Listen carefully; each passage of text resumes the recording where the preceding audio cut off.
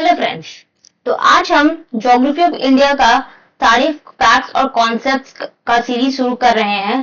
तो चलिए शुरू करते हैं। तो ज्योग्राफी ऑफ इंडिया में सबसे पहले हम स्टार्ट करते हैं जनरल इंट्रोडक्शन से, यानी जो इंडिया का एक ओवरव्यू लेते हैं। इंडिया का एक ओवरव्यू लेते हैं। तो स्टार्ट करते हैं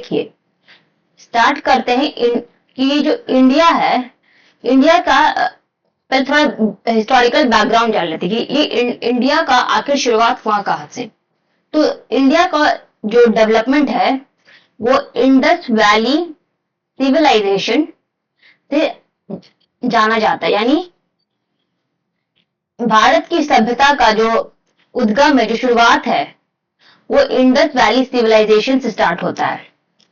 अब इंडस वैली सिविलाइजेशन से स्टार्ट होता है और उसके बाद हम देखेंगे कि जो हमारा कंट्री है, जो हमारा भारत है, इसके बहुत सारे नाम हैं।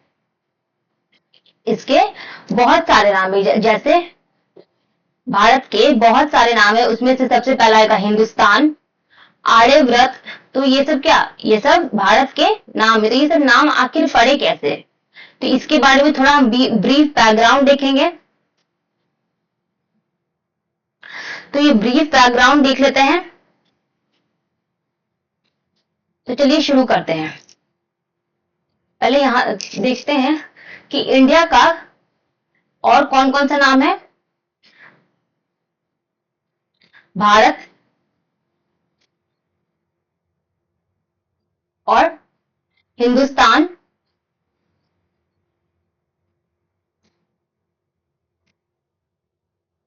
फिर आर्यव्रत,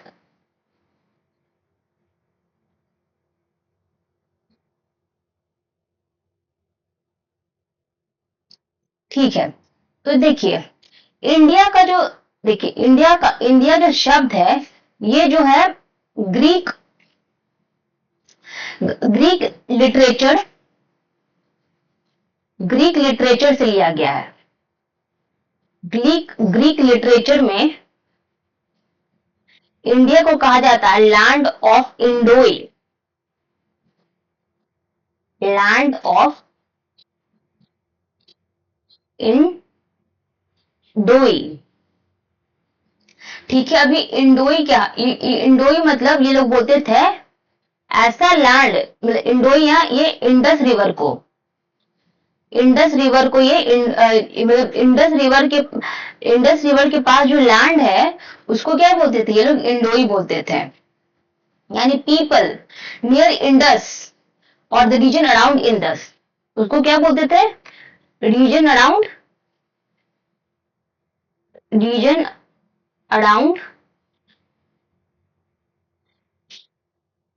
इंडस।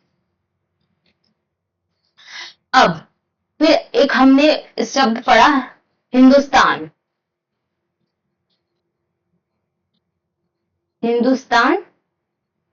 या फिर हम लोग को क्या बोला जाता है? हिंदू बोलते हैं ना।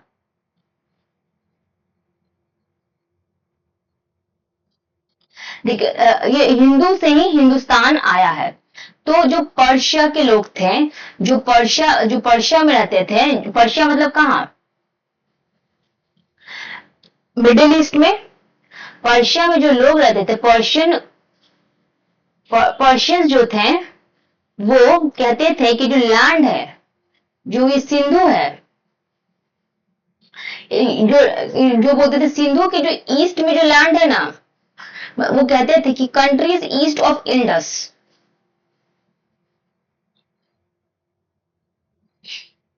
Land of east of Sindhu called Hindustan. लेकिन देखिए लोग तो क्या बोल रहे हैं? सिंधु। लेकिन हम लोग को क्या बोला जाता है? हिंदू। तो ये जो पर्शियन पीपल थी, श को ये ह बोलते थे, इसीलिए सिंधु को ये क्या बोलते थे? हिंदू। तो यहीं से ये हमारा नेम का ओरिजिनेट हुआ। और जो अब ये जो हिंदुस्तान का नेम किसने, पर्शियन लोग ने हमें दिया। और जो यूरोपियन पीपल थे,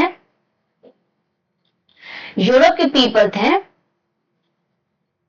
यूरोपियन भाषा में, यूरोपियन लैंग्वेज में हमें क्या बोला जाता था, इंडिया। और आर्यव्रत देखिए, अब मैंने आपको बता दिया हिंदुस्तान, आर्यव्रत और ये भारत जो है ना, ये भारत थोड़ा माइथोलॉजिकल नेम है।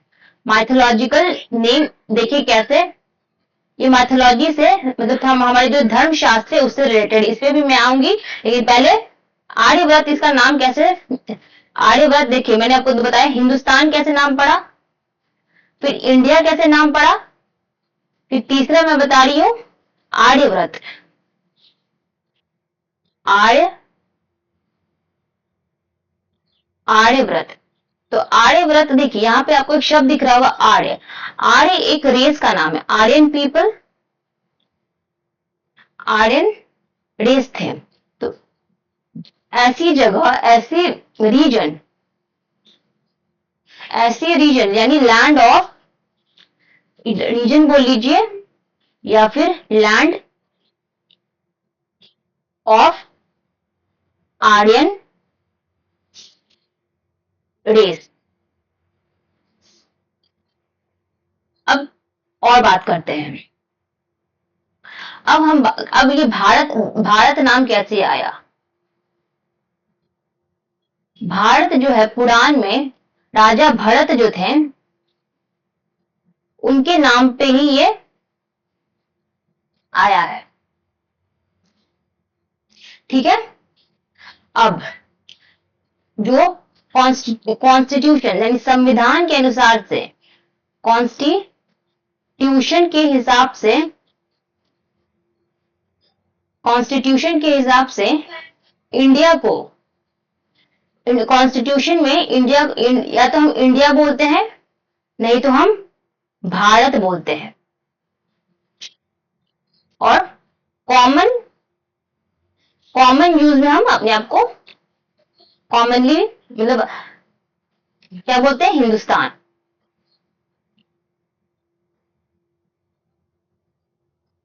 ठीक है। अब बात करते हैं ज्योग्राफिकल, इंडिया की ज्योग्राफी के बारे में। इंडिया की ज्योग्राफी के लिए हम आपको एक पिक्चर दिखाते हैं, देखिए ये है वर्ल्ड का मैप, ये है वर्ल्ड का मैप, ये है इक्वेटर, ये है ट्रॉपिक ऑफ कैंसर और ये है ट्रॉपिक ऑफ कैप्रिकॉर्न। तो इक्वेटर जो है अर्थ को दो इक्वल पार्ट में डिवाइड करता है, और इक्वल पार्ट में डिवाइड करता है, और इक्वेटर का ऊपरी वाला हिस्सा जो है northern hemisphere, northern hemisphere,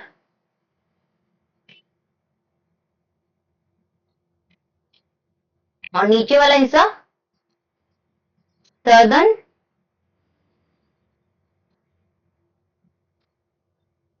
hemisphere.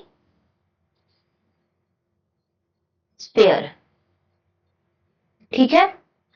तो देखिए इंडिया जो है सबसे पहले कहा लाई कर, आपको कहां दिख रहा है, इक्वेटर के अबव, इक्वेटर के ऊपर, यानी ये लाई करता है, ये जो है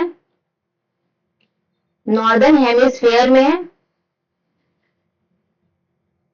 और किस साइड, ईस्टर्न हेमिस्फीयर में। अब कैसे, देखिए यहां से जो ये देखिए 0 डिग्री क्या है, ये 0 डिग्री आपको लॉन्गिट्यूड दिख रही है, क्या है, प्राइम मेरिडियन, प्राइम मेरिडियन। तो ये जो प्राइम मेरिडियन है, प्राइम मेरिडियन के ये जो राइट वाला हिस्सा है ये कहलाएगा ईस्टर्न हेमिस्फीयर,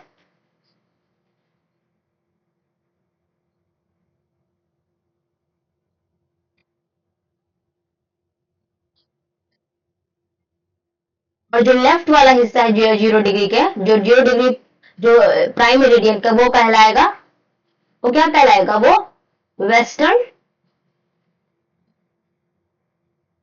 हेमीस्फेयर। यानी जिस प्रकार इक्वेटर इक्वेटर अर्थ को नॉर्दर्न और सदर्न हेमिस्फीयर में डिवाइड करता है, उसी प्रकार इक्वेटर इक्वेटर जो प्राइम मेरिडियन है, जो 0 डिग्री प्राइम मेरिडियन जो ग्रीनविच से निकलता है, वो अर्थ को ईस्टर्न हेमिस्फीयर और वेस्टर्न हेमिस्फीयर में डिवाइड करता है। तो जो हमारा अर्थ है वो किस में कहा लाई करता है, नॉर्दर्न हेमिस्फीयर में और ईस्टर्न हेमिस्फीयर में।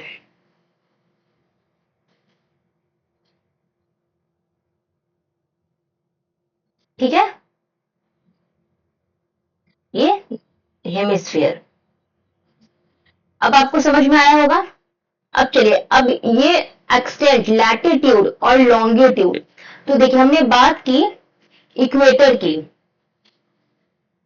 और देखिए यहां पे आप एक और चीज देखेंगे, ये जो ट्रॉपिक ऑफ कैंसर है, ये किससे पास कर रहा है, ये इंडिया से भी, ये और सब कंट्री से तो पास कर ही रहा है, ये इंडिया से भी पास कर रहा है। और ये इंडिया को, ये जो इंडिया है, इसको दो इक्वली पार्ट में, ये दो इक्वली पार्ट में इसको डिवाइड कर दे रहा है।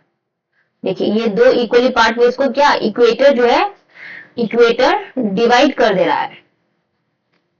सॉरी, ये जो ट्रॉपिक ऑफ कैंसर है, ये ट्रॉपिक ऑफ कैंसर जो है इक्वेटर को इंडिया को दो इक्वल पार्ट में डिवाइड कर दे रहा है।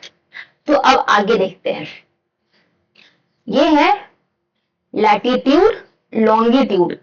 तो आखिर ये लैटिट्यूड और लॉन्गिट्यूड क्या होता है, एक जल्दी से ओवरव्यू ले लेते हैं। हमने बात की इक्वेटर की, फिर हमने ये भी देखा कि ट्रॉपिक ऑफ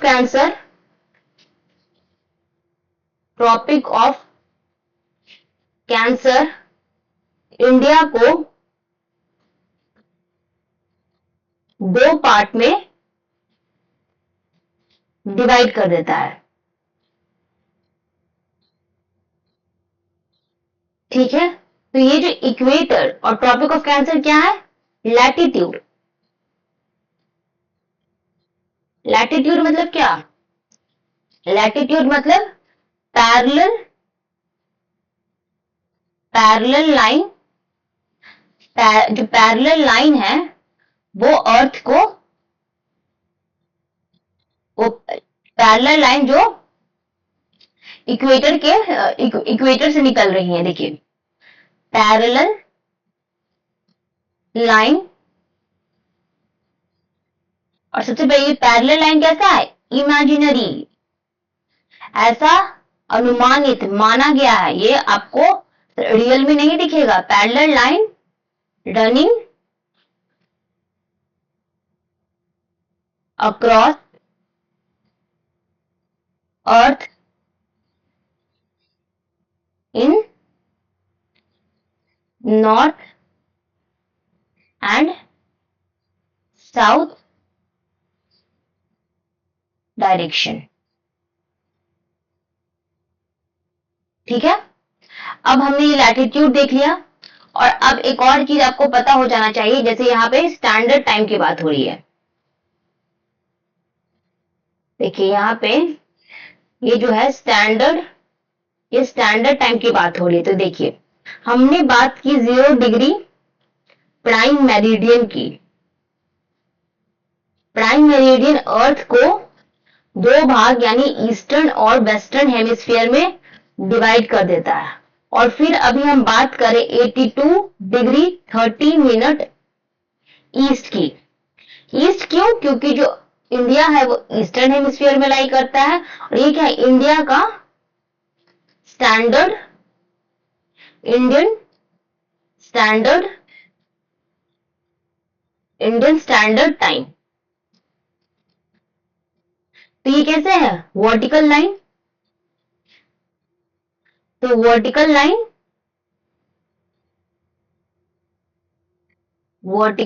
लाइन क्या, ये भी कैसा है, इमेजिनरी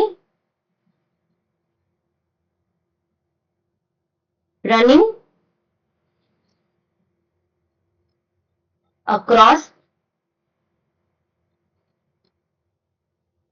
अर्थ इन ईस्ट वेस्ट डायरेक्शन।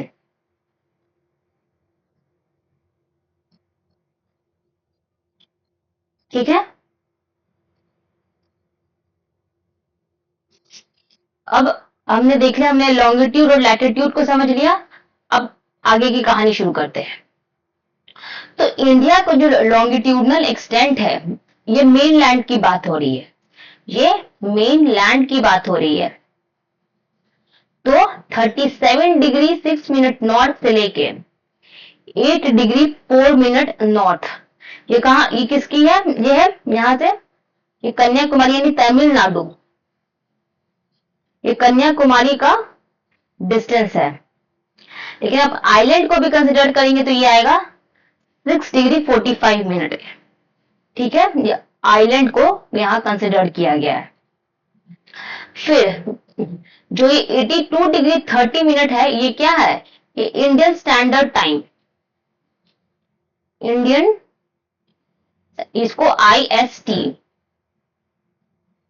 ये अब देखते हैं, क्योंकि इंडिया ईस्टर्न हेमिस्फीयर में लाई करता है, तो ईस्टर्न हेमिस्फीयर कितने से कितना एक्सटेंट ये इसका लॉन्गिट्यूड है। तो ये 68 डिग्री 7 मिनट ईस्ट गुजरात से लेके 97 degree 25 minute east Arunachal Pradesh तक। ठीक है, ये इसका क्या हो गया? ये इसका लॉन्गिट्यूडनल एक्सटेंट हो गया। और नॉर्थ साउथ क्या होगा? ये इसका लैटिट्यूडनल एक्सटेंट हो गया। अब बात करते हैं ट्रॉपिक ऑफ कैंसर की। तो जो ट्रॉपिक ऑफ कैंसर है, वो उसका लैटिट्यूड कितना है? 23 डिग्री हाफ या 23 डिग्री हाफ नॉर्थ। अब लेंथ देखते हैं, तो इंडिया का लेंथ कितना है? 3214 किलोमीटर। नॉर्थ से साउथ अगर आप लेंथ देखेंगे तो कितना है? ये है 3214 किलोमीटर। जबकि ब्रेड्थ यानी एक जो वेस्ट टू ईस्ट एक्सटेंशन है 2933 किलोमीटर। ठीक है, अब देखते हैं कि ऐसे हमने ये देख लिया। अब स्टैंडर्ड टाइम की बात कर रहे थे, तो ये जो स्टैंडर्ड टाइम है, यहाँ पे मिर्जापुर एक जगह है, यूपी में मिर्जापुर जगह है जो इलाहाबाद के नजदीक है। यहीं से इसी पॉइंट को इंडियन स्टैंडर्ड टाइम को कंसिडर किया गया। इंडियन स्टैंडर्ड टाइम मतलब एक ऐसा जगह जहां से आप टाइम को कंसिडर करते हैं। देखिए, सबसे पहले जो वर्ल्ड की टाइमिंग है, 0 डिग्री पे देखिए, अगर 0 डिग्री पे अगर 12 बज रहे हैं तो आप यहां से 15 डिग्री जाएंगे, 15 डिग्री आगे बढ़ेंगे तो आपको 1 घंटा, अगर 0 डिग्री से 15 डिग्री राइट जाएंगे यानी 15 डिग्री ईस्टर्न हेमिस्फीयर में जाएंगे तो 1 घंटा प्लस होगा, तो कितना होगा? 1 बज जाएगा। लेकिन प्राइम मेरिडियन से आप लेफ्ट यानी 15 डिग्री वेस्टर्न हेमिस्फीयर में जाएंगे तो 1 घंटा माइनस हो जाएगा, यानी आपको कितना बचेगा? 11। तो रेफरेंस पॉइंट जो टाइम का लिया गया है वो ग्रीनविच मीन टाइम है। और जो ग्रीनविच मीन टाइम जो 0 डिग्री पे है, लेकिन इंडिया का जो टाइम का रेफरेंस क्या लिया गया है? इंडिया का जो 82 डिग्री 30 मिनट, और ये जो है 5.3 आवर आगे यानी प्लस है। यानी अगर प्राइम मेरिडियन पे 12 बज रहे हैं तो आपको इंडिया में कितना होगा? 12 में 5.3 आवर प्लस कीजिए, यानी यहां 17.30 24 आवर में यहां बचेगा। ठीक है, अब आगे देखते हैं। अब बात करते हैं कि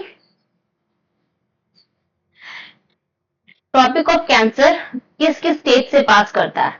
ट्रॉपिक ऑफ कैंसर जो है इंडिया को 2 इक्वल पार्ट में डिवाइड कर देता है। तो ये किस किस पार्ट से देखता है? पार्ट से जो है क्रॉस करता है। तो सबसे पहला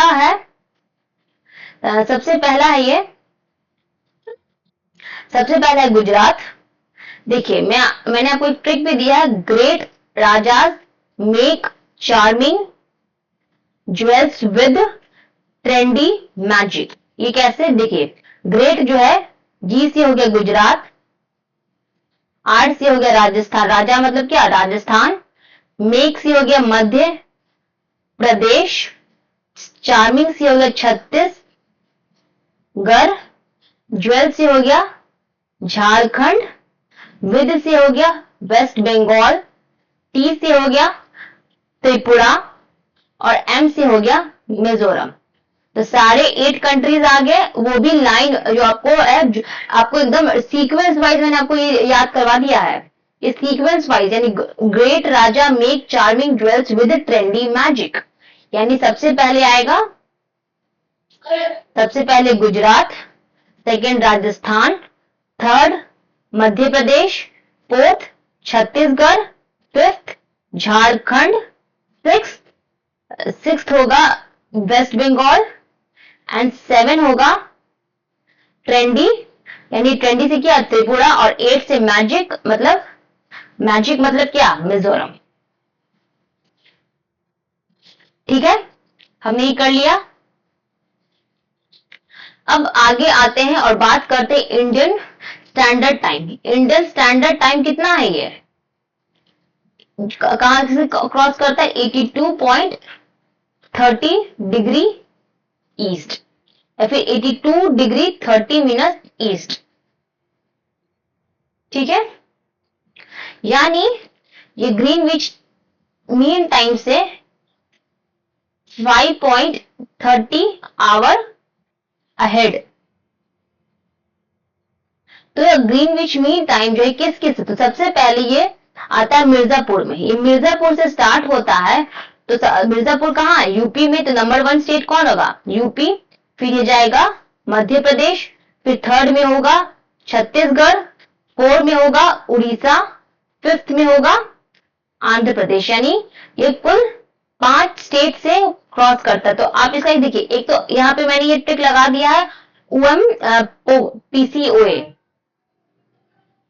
ये एमपी को मैंने यूएमपी किया, लेकिन आप इसको ऐसे भी और भी, या फिर उमाको से भी याद कर सकते हैं, या फिर उपोमा, आप ऐसे भी याद कर सकते हैं। लेकिन ये जो मैंने आपको ये दिया ना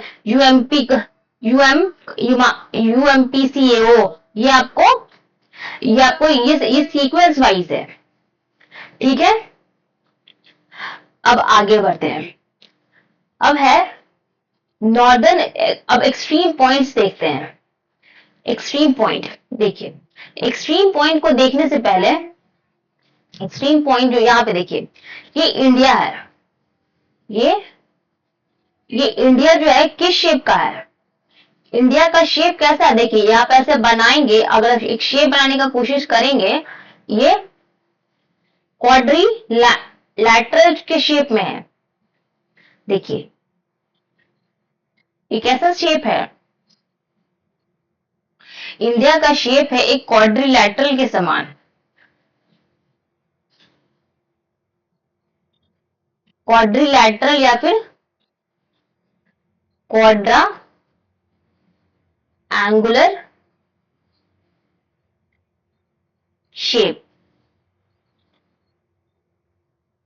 अब यहां का सारा एक्सट्रीम पॉइंट हम देख लेते हैं। तो एक्सट्रीम पॉइंट अगर आप नॉर्थ में बात कर रहे हैं तो इंदिरा कोल है। इंदिरा कोल कहां है, लद्दाख में। Southern most point Indira point जो कि है ग्रेट निकोबार आइलैंड में। वेस्टर्न मोस्ट पॉइंट है ग्रेट निकोबार आइलैंड जो कि है गुजरात में। ईस्टर्न मोस्ट पॉइंट जो कि है पॉइंट किबुथु जो कि है अरुणाचल प्रदेश में। सदर्न मोस्ट पॉइंट है, ये मेनलैंड की बात हो रही है, मेनलैंड में है कन्याकुमारी जो कि है तमिलनाडु में। ठीक है, Indira col northern most point Ladakh, southern most point Indira point great Nicobar island, western most point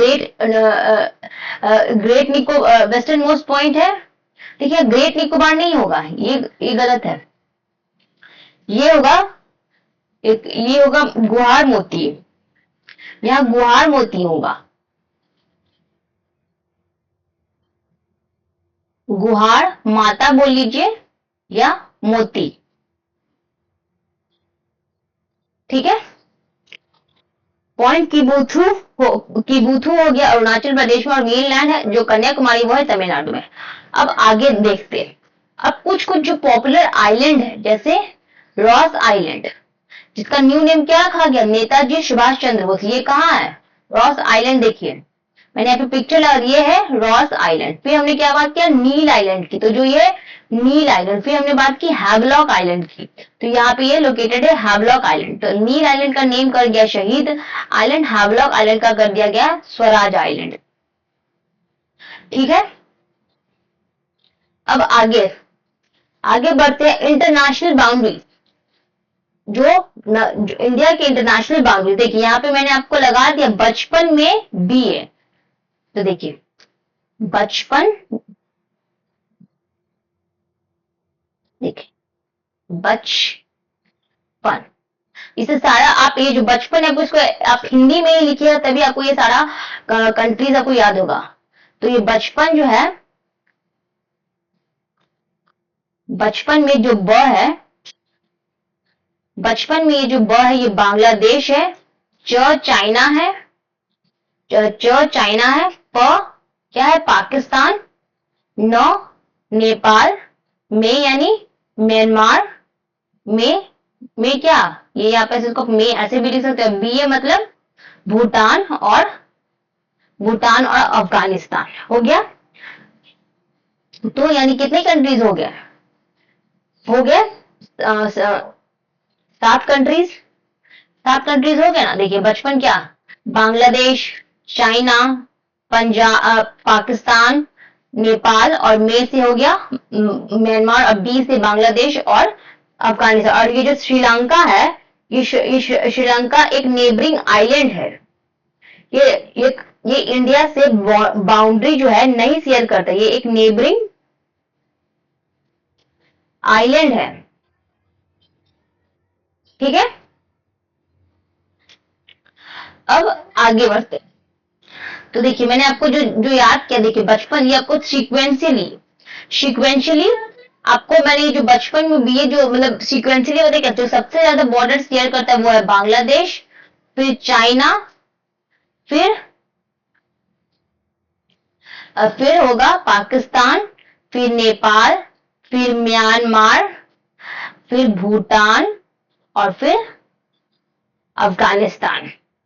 तो जो लेंथ है 4096.7 किलोमीटर, यानी ये रेड क्लिफ लाइन है। और इससे कौन कौन से स्टेट बाउंड्रीज बनाते हैं, वो है वेस्ट बंगाल, मेघालय, त्रिपुरा, मिजोरम और मणिपुर। चाइना इंटरनेशनल बाउंड्री बनाता है मैकमोहन लाइन, जिसका नाम है लद्दाख, हिमाचल प्रदेश, उत्तराखंड, सिक्किम, अरुणाचल प्रदेश। और पाकिस्तान बनाता है 4 स्टेट से, वो उसका नाम है गुजरात, राजस्थान, पंजाब, जम्मू कश्मीर और लद्दाख। नेपाल बनाता है उत्तराखंड, उत्तर प्रदेश, बिहार, वेस्ट बंगाल और सिक्किम।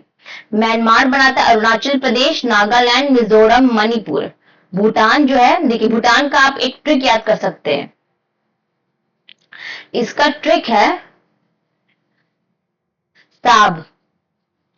साब मतलब एस से सिक्किम, ए से अरुणाचल प्रदेश, ए से असम और बी से बंगाल यानी वेस्ट बंगाल। और अफगानिस्तान जो बाउंड्री लाइन है वो है दुरंग लाइन, और इससे बस एक ही यूनियन टेरिटरी शेयर होती है और वो है लद्दाख। और श्रीलंका क्या है, श्रीलंका एक नेबरिंग आइलैंड है जिससे कोई बाउंड्री इंडिया की शेयर नहीं होती है। ठीक है। अब चलिए आगे बढ़ते हैं,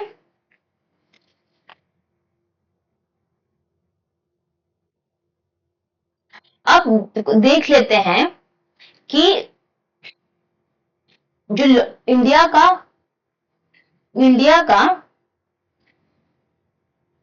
इम्पैक्ट ऑफ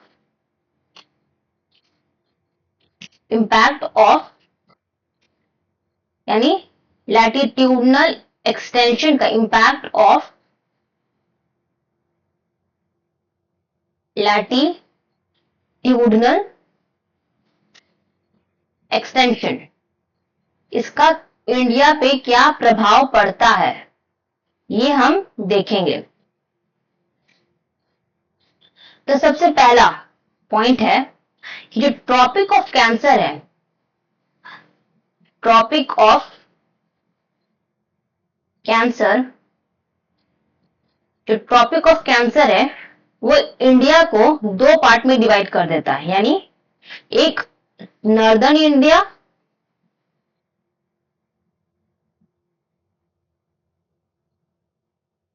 और एक सदर्न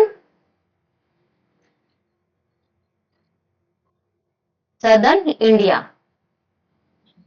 ठीक है, तो ये जो नॉर्दर्न इंडिया है ये सब ट्रॉपिकल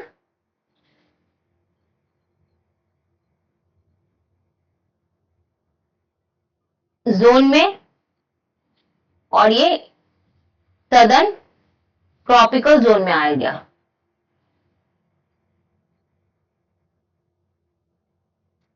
यानी जो shortest and longest day of year increases, यानी जो शॉर्टेस्ट एंड लॉन्गेस्ट डे वो इंक्रीज कर जाएगा अगर आप जो लॉन्गेस्ट डे इंक्रीजेस अगर कोई सदर्न इंडिया से नॉर्दर्न इंडिया में मूव करेगा तो। ठीक है, अब जो 45 मिनट का shortest day and longest day in Kerala while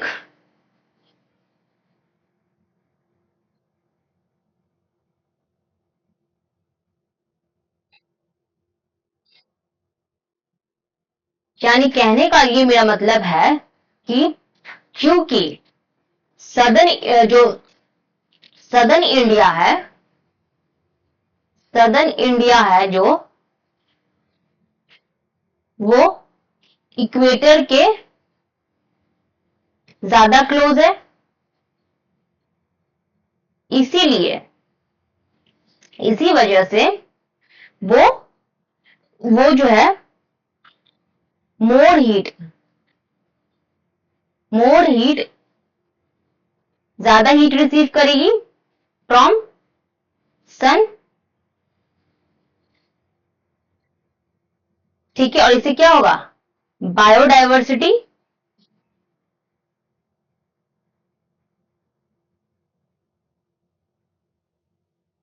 richness increases. कहने का मतलब इक्वेटर पे जो सन है 12 महीना ओवरहेड रहती है, तो सदर्न इंडिया इक्वेटर के क्लोज, इससे वहां मोर हीट होगा और जिससे बायोडाइवर्सिटी होगा। लेकिन इसके ठीक उल्टा कहां होगा, नॉर्दर्न इंडिया में। नॉर्दर्न इंडिया में होगा, नॉर्दर्न इंडिया में इससे क्या होगा कि यहां लेस हीट होगा, लेस हीट क्यों, लेस हीट क्यों, क्योंकि इक्वेटर से ये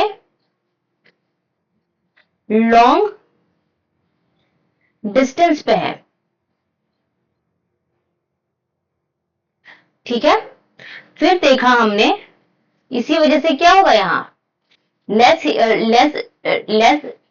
लेस हीट है यहां पे, तो ये कूल होगा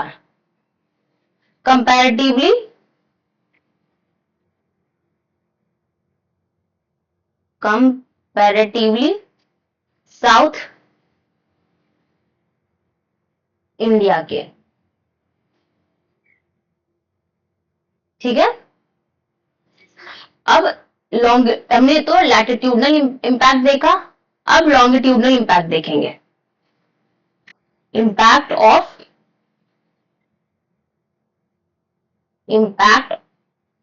of longitudinal extension. Longitudinal extension का देखते हैं। तो सबसे पहली बात 82 डिग्री 30 मिनट ईस्ट जो है ये क्या है? Indian standard time. Indian standard time है ये। इसी वजह से ये कंट्री को मिडिल और ये टू हाफ्स में डिवाइड कर देती है। टू हाफ्स यानी इंडियन टू हाफ्स में डिवाइड कर देती। कैसे? जो countries of the world to select the standard median multiple. लेकिन इंडिया में कितने स्टैंडर्ड टाइम है? देखो ऐसे भी कंट्रीज है जैसे रशिया जो कि वर्ल्ड का लार्जेस्ट कंट्री है, वहां एटलीस्ट मतलब 9 स्टैंडर्ड टाइम है। यूएसए में भी मोर देन 1 स्टैंडर्ड टाइम है। तो ऐसा कोई रूल नहीं है कि एक कंट्री है तो एक ही स्टैंडर्ड टाइम है। अगर एक्सटेंशन उसकी जो लॉन्गिट्यूडनल एक्सटेंशन है किसी कंट्री का, अगर लॉन्गिट्यूडनल एक्सटेंशन बहुत ज्यादा है तो more than 1 standard time suitable होता है, जिससे मोर देन 1 स्टैंडर्ड टाइम जो होता है वो सूटेबल होता है। क्यों? क्योंकि इससे जो टाइम लैग का होता है वो परेशानी नहीं होती है। ठीक है।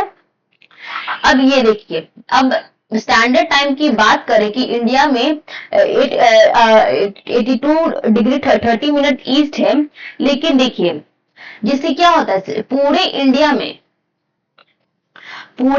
Same time everywhere India. Everywhere in India कहने का मतलब है अगर यहाँ 6 बज रहा है, सुबह के 6 बज रहे हैं तो पूरे इंडिया में भी 6 ही बजेगा। लेकिन जो अब यहाँ पे एक चीज देखा, यहाँ पे जो सनराइज है, सनराइज सबसे पहले कहाँ होता है बताइए? ईस्ट में। और ईस्ट में कौन सा स्टेट है? अरुणाचल प्रदेश। और ये कौन सा स्टेट है? ये ईस्टर्न मोस्ट स्टेट है। जबकि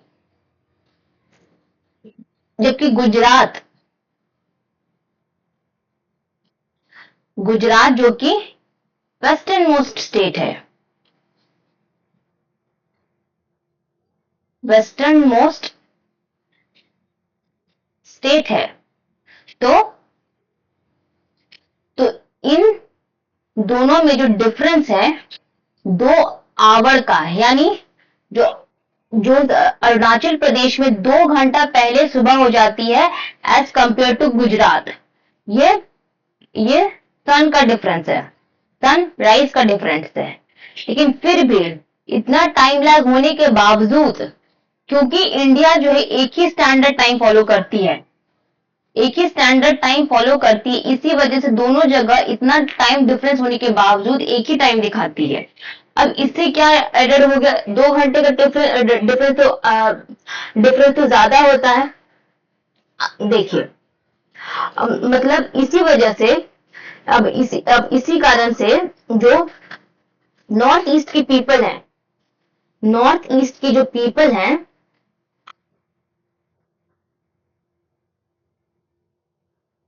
नॉर्थ ईस्ट के पीपल एक नया टाइम जोन का डिमांड कर रहे हैं, जिसका वो चाय बगान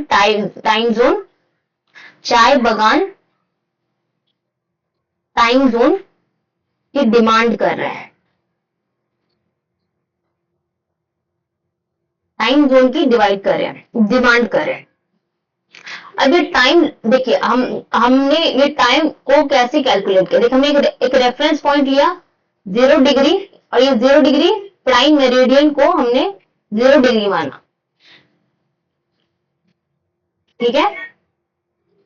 अब जो दिन और रात कैसे होती है, रोटेशन से। तो एक रोटेशन कंप्लीट होने में कितना टाइम लगता है, 24 घंटे। तो कहने का मतलब है कि अर्थ को पूरा 360 डिग्री घूमने में उसको 24 घंटे लगते हैं। तो 1 घंटा घूमने में कितना लगेगा, 15 आवर। कैसे, देखिए जैसे हमने क्या बोला, 24 घंटे में वो घूमता है 360 डिग्री। तो 1 घंटा में कितना घूमेगा, 360 डिग्री बराबर 24। तो मतलब कितना हो गया, 15 डिग्री। 15 डिग्री। तो यानी पूरा वर्ल्ड जो है, पूरा वर्ल्ड 24 टाइम जोन में डिवाइडेड है।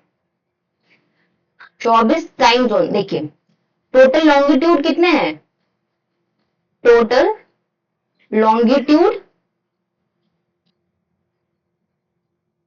वो है 360।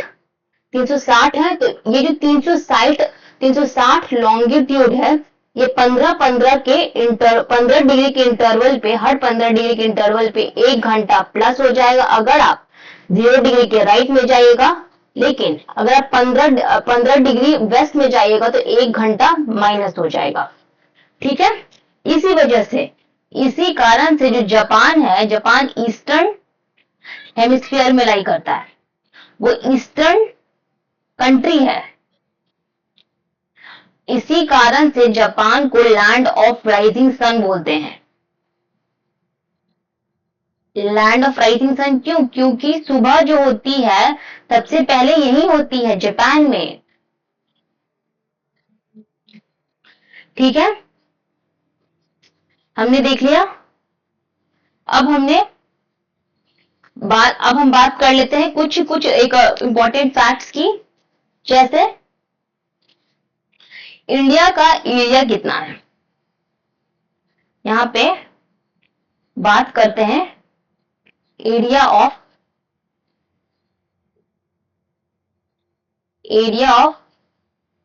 इंडिया। वो है 32,87,263 स्क्वायर किलोमीटर। यानी ये वर्ल्ड का 2.4% लैंड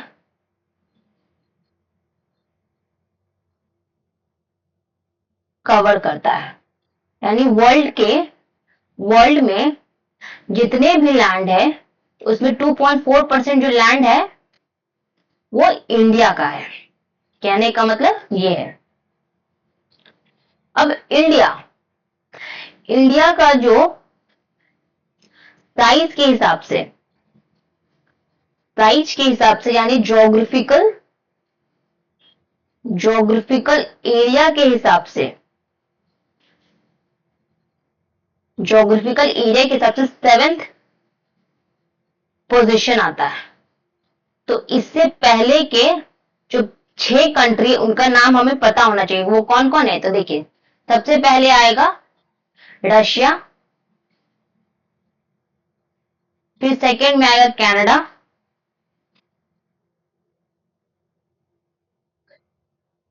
थर्ड में आएगा चाइना, फोर्थ में आएगा अमेरिका, फिफ्थ में आएगा ब्राजील,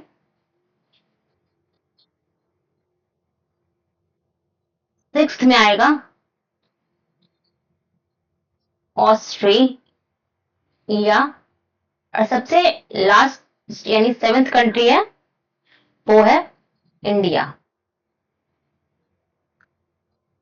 अब बात करते हैं, अब इंडिया की बात हो रही थी, इंडिया की जो लैंड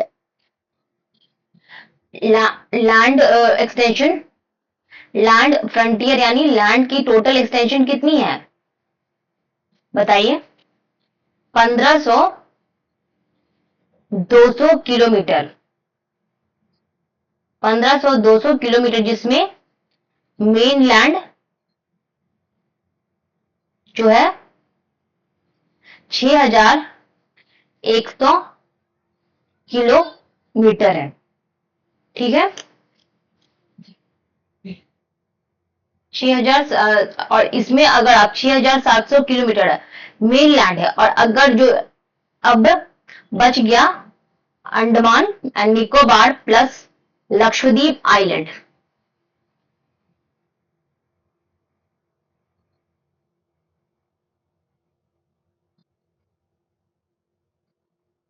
लक्षद्वीप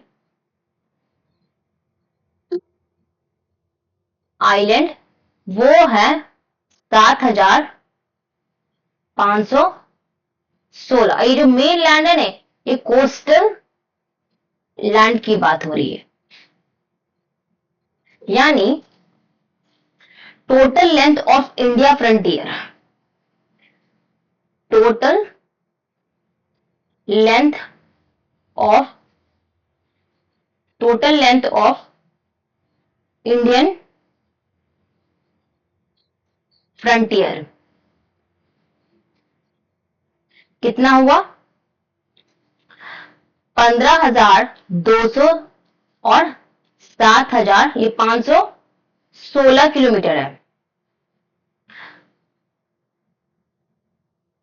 7516 किलोमीटर, यानी टोटल हो गया 22716 किलोमीटर।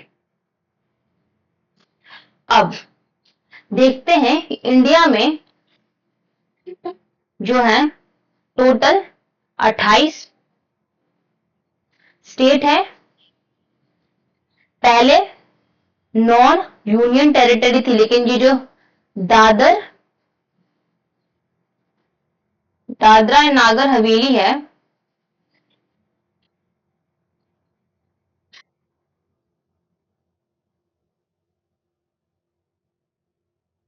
और दमन एंड दीव है, इसको पार्लियामेंट में 2019 में इन दोनों को कंबाइंड करके एक ही यूनियन टेरिटरी बना दी, जिससे क्या होगा, एक माइनस हो गया, यानी टोटल 8 यूनियन टेरिटरीज है। तो 8 यानी 28 स्टेट और 8 यूनियन टेरिटरी। ठीक है, आगे बढ़े तो अब बात कर लेते हैं कोस्ट लाइन के बारे में। कोस्ट लाइन, देखिए कोस्ट लाइन जो है, इससे पहले एक इंडिया का मैप बना लेते हैं। इंडिया का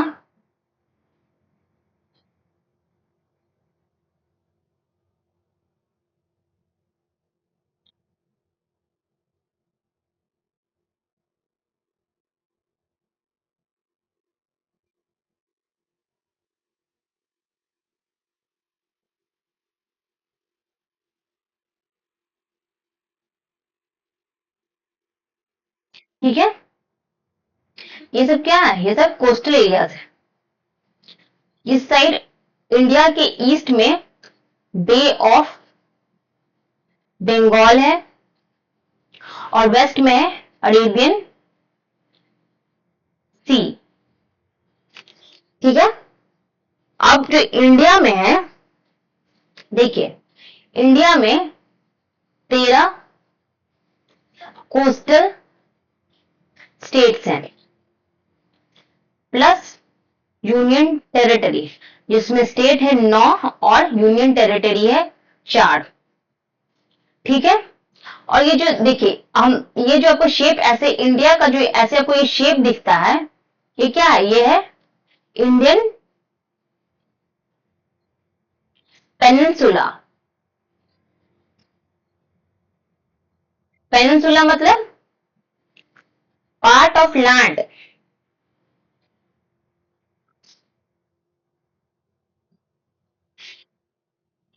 which is surrounded by which is surrounded by water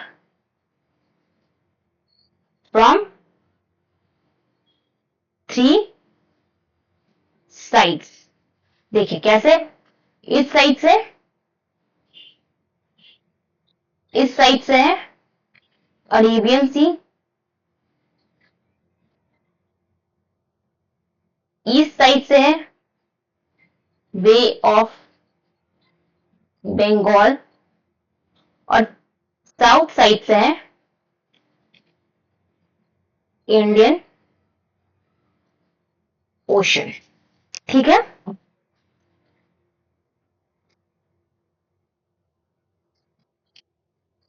अब जितने भी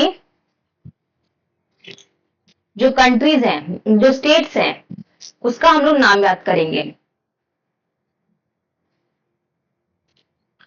9 स्टेट को और 4 यूनियन टेरिटरी को याद करेंगे। स्टेट को याद करने के लिए एक ट्रिक है, 2G घोटाला हुआ था, अब इसे 2G याद कर सकते हैं।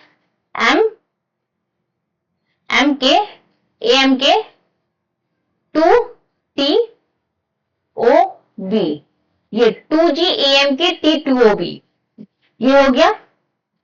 और इसको कर सकते 2D पल।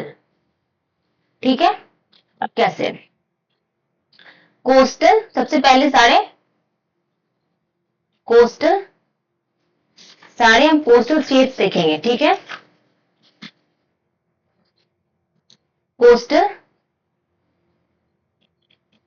कोस्टल स्टेट्स कौन कौन से हैं?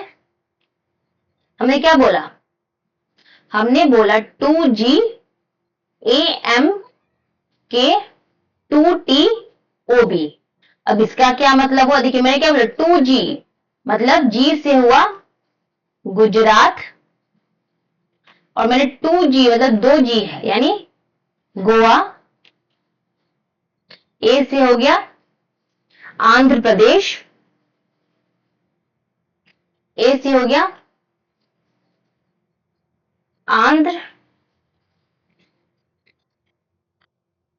आंध्र प्रदेश, एम से हो गया महाराष्ट्र, के से हो गया कर्नाटका,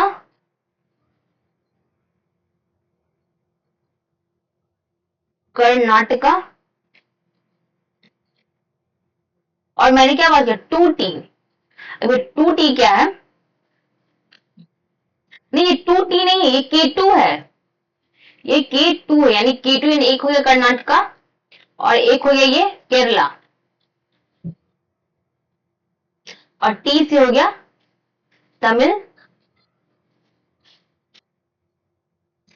तमिलनाडु, ओ से हो गया उड़ीसा, और बी से हो गया बंगाल या फिर वेस्ट बंगाल। ठीक है, अब बात करते हैं, coastal union territories.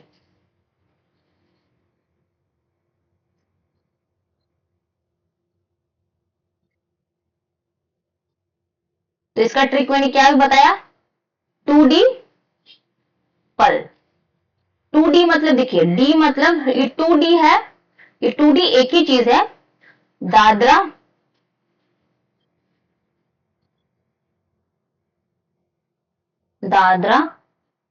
Nagar Haveli and Daman and Diu. You से हो गया पुडुचेरी या फिर पौंडीचेरी,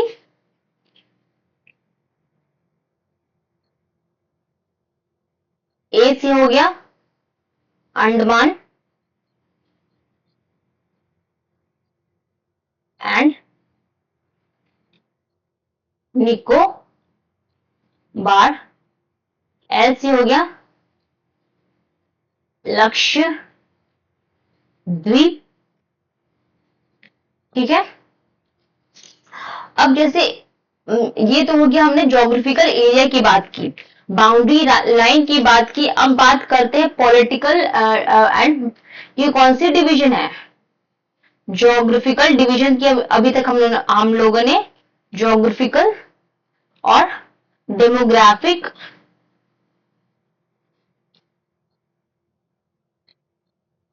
डिवीजन की हमने बात की। अब नेक्स्ट चलते हैं और बात करते हैं पॉलिटिकल एंड एडमिनिस्ट्रेटिव डिवीजन।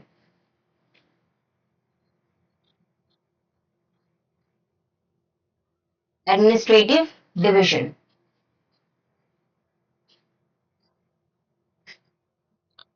तो इसमें आएगा, देखिए, capital city of India, capital of India कौन है, new Delhi.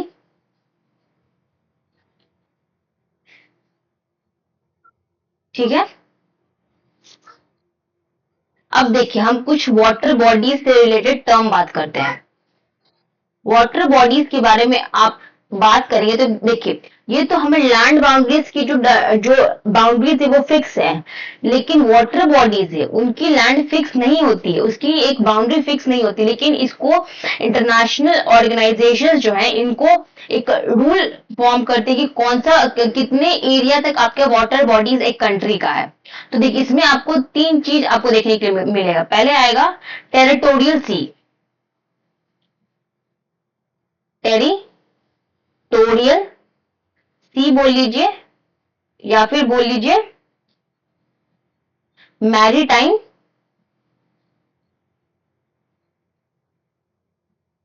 Maritime, maritime belt. फिर एक आता है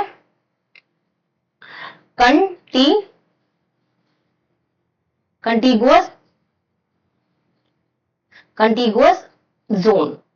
फिर तीसरा आता है exclusive, exclusive economic, exclusive economic zone, जिसको EEZ बोलते हैं। अब जैसे फॉर एग्जांपल ये इंडिया है, ठीक है, यहां से इंडिया है। अब मैंने आपकी तीन बाउंड्री के बारे में बात की, तो देखिए ये तीन बाउंड्री बना देते हैं।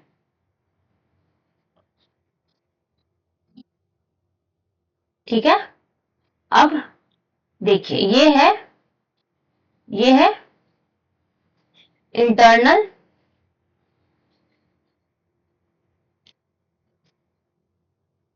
वाटर, और ये क्या है, टेरिटोरियल सी।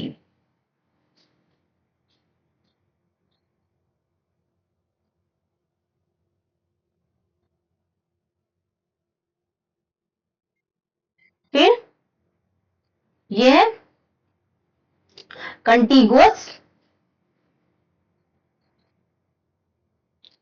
जोन।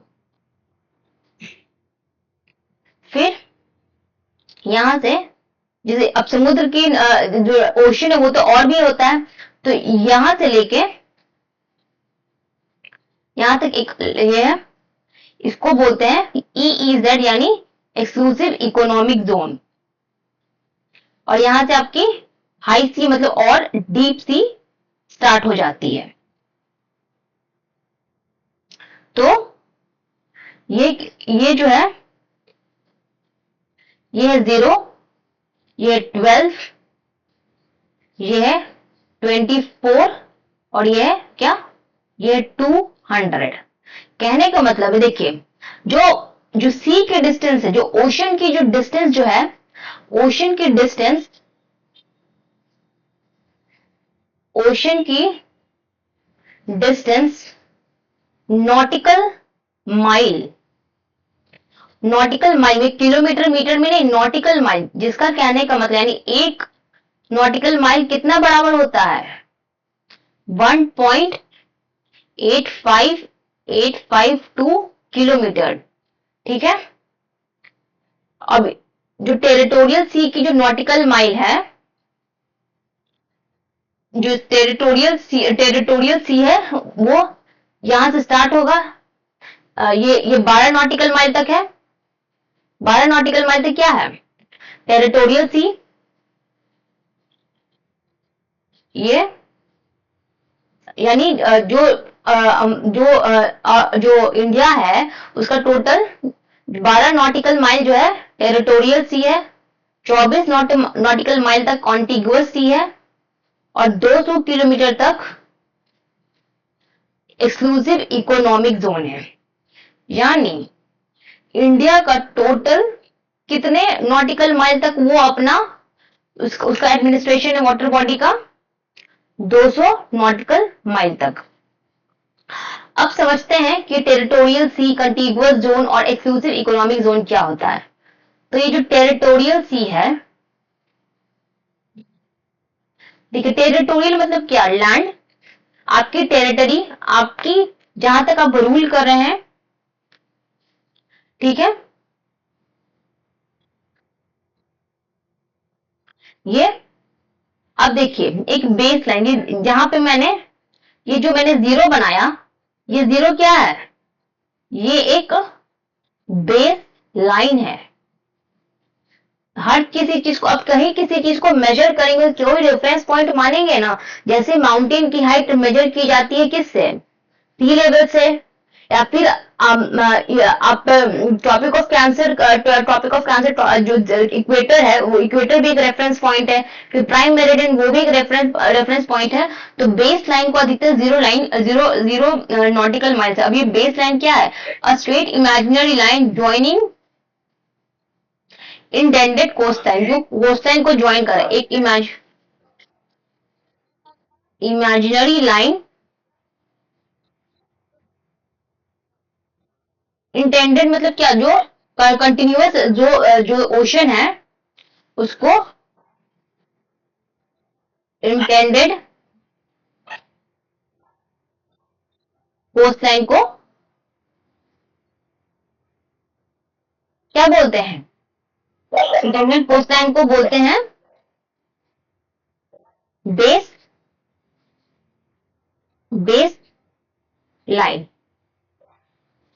तो टेरिटोरियल सी भी यही है कि टेरिटोरियल सी 12 नॉटिकल माइल तक, यानी बेस लाइन से लेके 12 नॉटिकल माइल को टेरिटोरियल सी बोलते हैं। मतलब कि इंडिया का यहां कंप्लीट राइट है,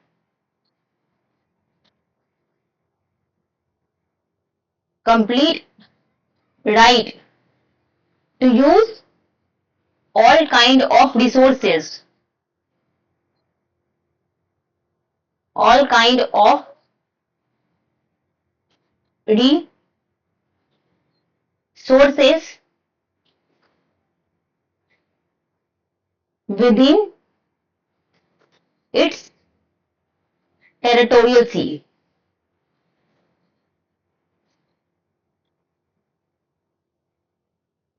ठीक है। ये oceanic water body, land part and the base line को ये क्या बोलती है इंटरनल,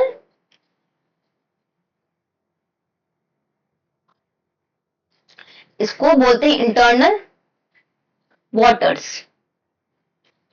इंटरनल वाटर कहने का मतलब है oceanic water body, oceanic water यानी समुद्र का पानी जो लाई करता है between lie between land part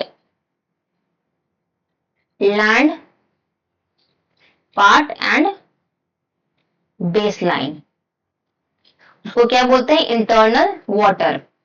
अब हमने सेकेंड बात की कंटिगुअस जोन की, फिर हमने बात की किसकी, कंटिगुअस जोन। कंटिगुअस जोन मतलब इसका एक्सटेंशन लाई करता है 12 नॉटिकल माइल से लेके 24 नॉटिकल माइल तक। ठीक है, तो अब इस कंटिगुअस जोन का जो जो रूल है, यहाँ का लॉ क्या, यहाँ का लॉ है कि law relating to immigration, law relating to immigration, custom, environmental cleanliness,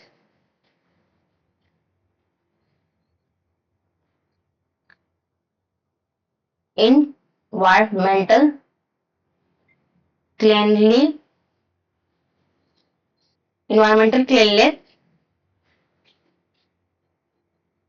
and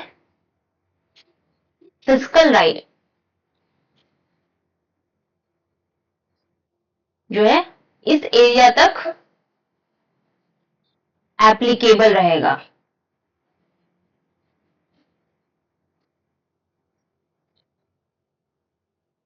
applicable in this area. ठीक है, ये हो गया कंटिगुअस जोन। अब बात करते हैं exclusive economic zone. Exclusive economic zone कहां से कहां तक, ये जो है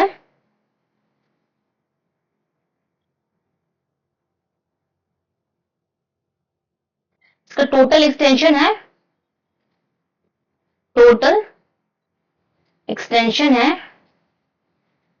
176 नॉटिकल माइल। कहने का मतलब है 24 नॉटिकल माइल से लेकर 200 नॉटिकल माइल तक होता है एक्सक्लूसिव इकोनॉमिक जोन।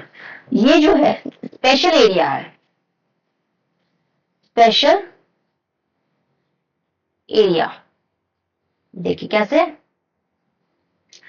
अब यहां पे मैं इसको क्लीन कर देती हूँ, ठीक है, तभी बताने में। देखिए एक्सक्लूसिव इकोनॉमिक जोन, ये स्पेशल एरिया कैसे है, तो ये स्पेशल एरिया इस सेंस में है कि ये जो इंडिया के कंप्लीट अपोजिशन, कंप्लीट रूल यहां इंडिया का ही चलता है। ठीक है, और जो यहां पे सी रिसोर्स जो होता है वो इंडिया रेगुलेट करता है। जैसे एनिमल की जांच पड़ताल, विजिलेंस मतलब क्या, देखरेख, और नेचुरल रिसोर्स को कंजर्व करने के लिए नेचुरल रिसोर्स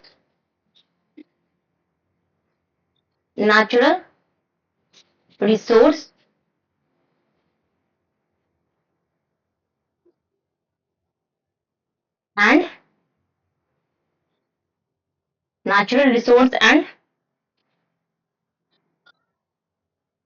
कंडक्ट ये मिनरल्स।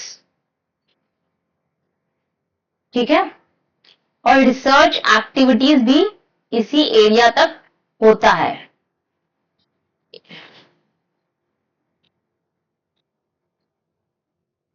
ठीक है, अब आगे बढ़ते हैं। अब देखिए, हम आपको एक और ट्रिक बताते हैं। जैसे कि नॉर्थ ईस्ट स्टेट जानने में नॉर्थ ईस्ट स्टेट का याद करने में बहुत दिक्कत होता है। तो इसका कैसे बना, देखिए पहले एक मैप बना देते हैं। यहां से जो नॉर्थ ईस्ट स्टार्ट होता है। तो इसको ट्रिक है एटीएम आना मम्मी, एटीएम आना मम्मी, जिससे ए से हो जाएगा अरुणाचल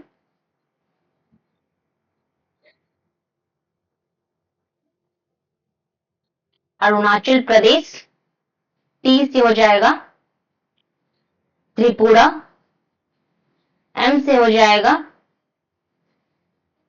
मणिपुर, आ से हो जाएगा, यहां आ है आसाम,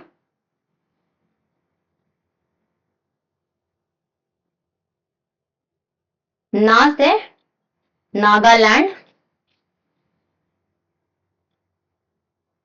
म से मेघालय और मी से हो जाएगा मिजोरम। लेकिन जो ये 7 सिस्टर्स हैं, 7 सिस्टर्स अब इसमें एक और इंक्लूड हो गया है, वो है सिक्किम। ठीक है, अब आगे देखते हैं। अब मैंने आपसे कुछ बात की थी लाइनों के बारे में, कुछ लाइन के बारे में मैंने आपसे बात की थी ना। जैसे इंटरनेशनल लाइन, कौन कौन से इंटरनेशनल लाइन के बारे में बात की थी? इंटरनेशनल लाइन, सबसे पहले बात की मैंने आपसे रेड क्लिफ लाइन, सेकेंड बात किया मैक मोहन लाइन, थर्ड बात किया दुरंद लाइन। रैडक्लिफ लाइन जो है पाकिस्तान एंड बांग्लादेश से गुजरता है। मैकमोहन लाइन चाइना से, और दुरंद लाइन अफगानिस्तान। ठीक है, तो ये जो रेड क्लिफ लाइन है, 17 अगस्त 1947 को एक बहुत ही president commission of India and Pakistan थे, जब उस टाइम जो इंडिपेंडेंस हो रहा था, तो साइरिल रैडक्लिफ ने ये डिवीजन किया, जो कि थे president of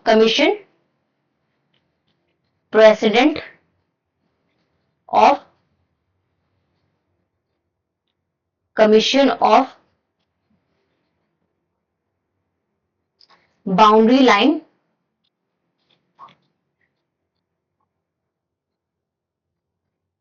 between India and Pakistan.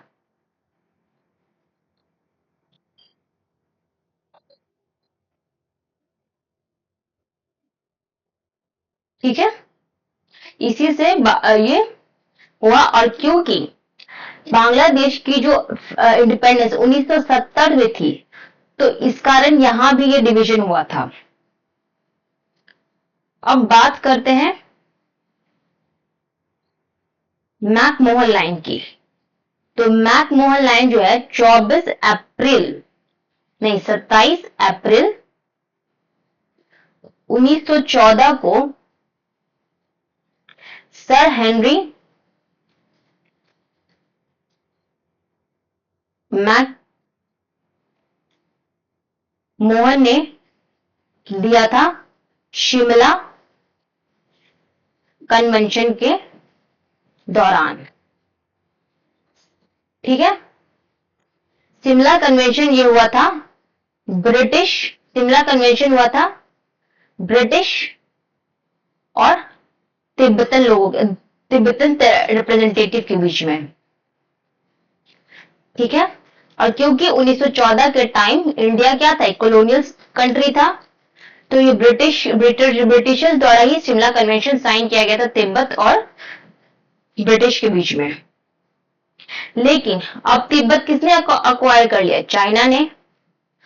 अभी भी ये लाइन इफेक्टिव है। फिर दुरंग लाइन जो है ये है अफगानिस्तान से बॉर्डर बनाता है।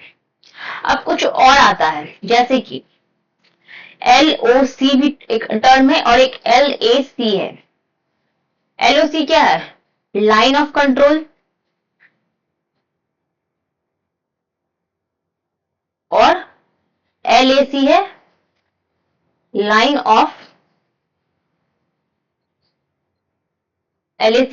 Of actual control.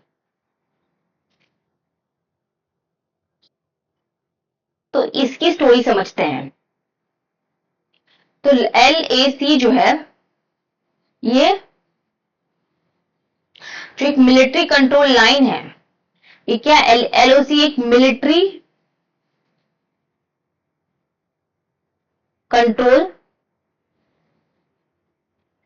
Military control line है, और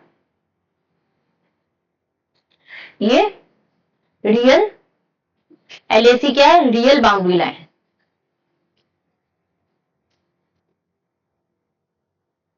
ठीक है, तो जब ये शिमला अग्रीमेंट जब 1972 के दौरान हुआ था, उसके दौरान ये साइन किया गया था। और ये LAC जो है, यहां क्या है, चाइना ने जो अक्साई चीन, कश्मीर का अक्साई चीन को जो ऑक्यूपाई कर लिया है, उसी को इंडो चाइना जब वॉर हुआ था, इंडो चाइना वॉर हुआ था 1962 में, तब का ही है ये।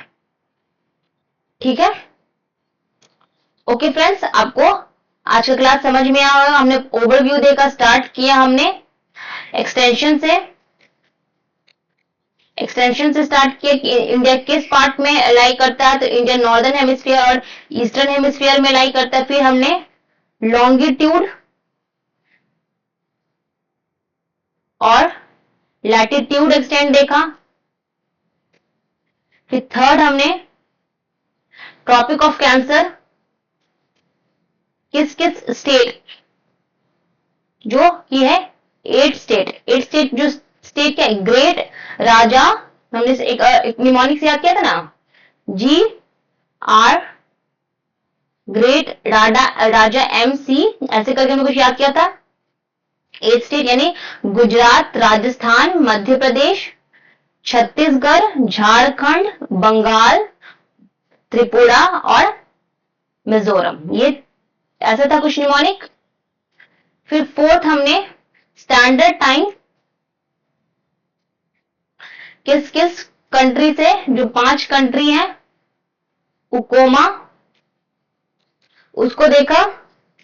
फिफ्थ देखा इंटरनेशनल बाउंड्री,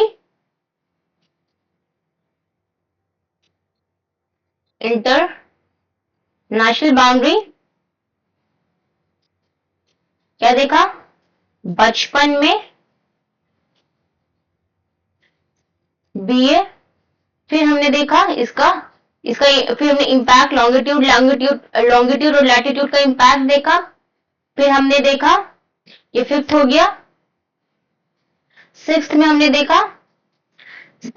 देखा कि 7 सिस्टर्स, फिर कोस्टल स्टेट को याद किया, कोस्टल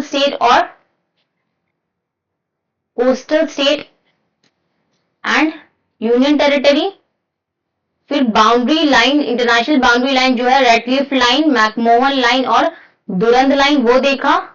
फिर हमने लाइन ऑफ एक्चुअल कंट्रोल और लाइन ऑफ कंट्रोल देखा। तो ऐसे ही हम अपने क्लास को हमने समराइज किया।